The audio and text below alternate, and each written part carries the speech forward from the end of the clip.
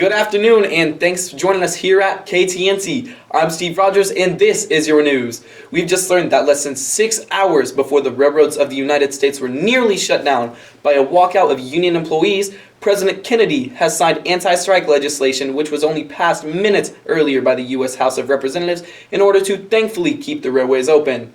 In other news, yesterday a peaceful protest for the civil rights movement occurred in our nation's capital. We have Nancy Berry in Washington to give us more information about the great advancement for the civil rights movement. Hello, Steve. I'm currently at the Lincoln Memorial in Washington, D.C., where just yesterday, on August 28th, more than 250,000 people gathered for the March on Washington. There were many people of great importance attending, such as a personal hero of mine, Josephine Baker. While here, marchers were able to listen to 11 speakers address our country's inequalities, including Dr. Martin Luther King Jr. As most Americans know, King is a leader of the civil rights movement, and he used this location to honor President Abraham Lincoln, who freed the slaves. The speech was given with a motive to outline the long history of racial injustice. It was also meant to encourage those who were here and call out America for its wrongdoings. King referred back to the promises we should be held to with freedom, justice, and equality. I have a dream that one day this nation will rise up and live out the true meaning of its creed. We hold these truths to be self-evident, that all men are created equal. We can't help but agree with King. We too have a dream. Live in Washington, D.C., this is Nancy Berry. Thanks, Nancy. A very empowering story. Now, to our special feature with my lovely wife, What's Cooking, Jane? Take it away, honey. Thanks, sweetie. Welcome to What's Cooking, Jane. I'm Jane Rogers, here to help you make the most scrumptious desserts. Today, we are making a batch of my fabulous homemade chocolate chip cookies. These are the perfect dessert for your husband after a long day's work. The first step is to preheat your oven to 350. For this recipe, we're going to split our ingredients in half, and I've already mixed our dry ingredients into our bowl. You'll need a half a cup of vegetable oil, which I don't have here, so I'm using olive oil instead. So we're just gonna mix that on in. And the recipe calls for 3 eggs, which splitting it in half would make it 1.5 eggs, so I'm just gonna do the 1. And then 2 teaspoons of vanilla. 1, 2, and 3, because vanilla is so yummy. 1 stick of butter. Bloop. And most importantly, those chocolate chips. We love those chocolate chips. So, after your ingredients are all in, mix, mix, mix. Now roll your dough into spoon-sized balls and place them on an ungreased cookie sheet and let those cookies bake for about 8 minutes or until they're to your liking. Now I'll see all of your beautiful faces when our cookies are done. Back to you, sweetheart. We'll talk to Jane again later. There was a devastating accident in Utah this week. Let's go to Lou Ann Smith, who's on scene. Well, Steve, I'm just outside of Moab, Utah, where 2 days ago this conventional underground mine suffered a deadly methane explosion. Of the 25 miners, 18 perished. The surviving 7 created a barricade trapping fresh air for them to breathe, avoiding the deadly carbon dioxide. These 7 brave men then waited 19 hours, half a mile underground for rescue. There are future plans and orders in place to set new standards and precaution, hopefully preventing another devastating accident. This disaster will not be forgotten. Many local memorials and plans are set in place to remember everyone this community has lost. This is Lou Ann Smith with KTNT. Absolutely heartbreaking news.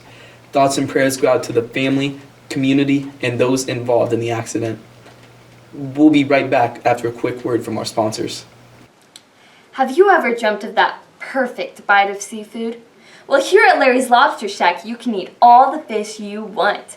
We have crabs, we have lobster, we have shrimp, we even have catfish for only $2.75. All you can eat. You can even choose your own lobster right out of the tank. Looks like I've been invited to dinner. Coming to Larry's is very efficient with our seafood samples so you know just what to order. So come on down to Larry's Lobster Shack for that fine dining delight. Beauty. Elegance. Charm. Grace. Mysterious. Allure. Point by Le KTNT. Welcome back, folks. You are just in time for the Weather with Weber. Hey there, Steve. Do you know how weathermen greet each other? No, Patrick, how do weathermen greet each other? With heat waves.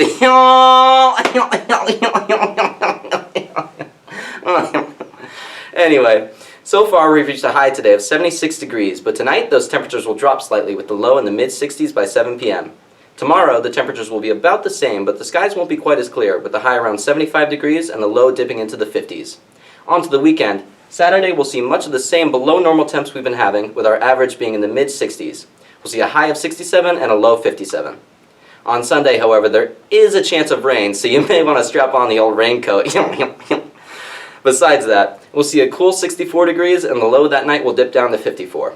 Moving on to next week's forecast, we're keeping similar temperatures to what we've been seeing for the past week. The main outlier being on Monday with an average of a beautiful 72 degrees. Tuesday will be significantly cooler with an average at a mellow 66 degrees and a low of 56. The coldest day of the week will be Wednesday at about 61 degrees. On top of that, we'll also see a slight chance of rain. It will remain cold on Thursday, but don't flip your wig. At least the sun will be out of hiding. Steve? Thanks, Patrick. Looks like we're in for a great week of weather. Let's continue on to sports with Judy Jones. Good afternoon, folks. Here's your daily sports announcements. In the NBA, the Philadelphia franchise has changed its name from the Nationals to the 76ers, basing the new name off the signing of the U.S. Declaration of Independence. In baseball, New York Met Roger Craig has finally ended that 18-game losing streak of his. He claims that his switch to number 13 was the good luck charm he needed. And after 22 seasons, Stan the Man Musial has announced his plan for retirement at the end of the year. Musial is a notable athlete. He has over 3,000 hits, over 450 home runs, more than 1,700 RBIs, and is batting over 300 for his career. And those are only his stats now. You can be sure this man will have more to come in his last games as a major leaguer. Steve. Gee, Judy, I truly am going to miss seeing Stan the Man out on the field next season. But let's head back to the kitchen, and with my lovely wife, it's all yours, sweetheart. Thanks, honey. I just got our cookies out of the oven. It's gotten a bit smoky in here, but that's all part of the process. And there you have it. The perfect chocolate chip cookies for you and your hardworking husband. I'll save some cookies just for you. Okay, Steve? Looks great. Can't wait for dinner. Well, folks, that's all we have for this afternoon. Tune back in tonight from all of us here at KTNT. Have a lovely day.